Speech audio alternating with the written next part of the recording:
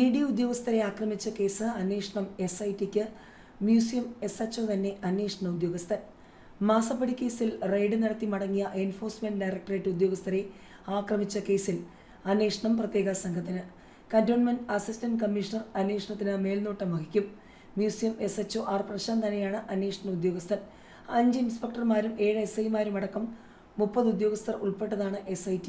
നിലവിൽ museum പോലീസായിരുന്നു case അന്വേഷിച്ചിരുന്നത്. Case അന്വേഷണത്തിന് SITയെ നിയോഗിക്കണമെന്ന ആവശ്യം ഉയർന്നിരുന്നു. മാത്രമല്ല, സമാന ആവശ്യം ഉന്നയിച്ച് EDയും ഡയറക്ടറേറ്റിലേക്ക് ഒരു റിപ്പോർട്ട് അയച്ചിട്ടുണ്ടെന്നാണ് വിവരം. പിന്നാലെയാണ് കേസ് അന്വേഷണം SITക്ക് കൈമാറിയത്. കേരള പോലീസ് ഓഫീസേഴ്സ് അസോസിയേഷൻ സംസ്ഥാന പ്രസിഡന്റാണ് മ്യൂസിയം SHO R പ്രശാന്ത്.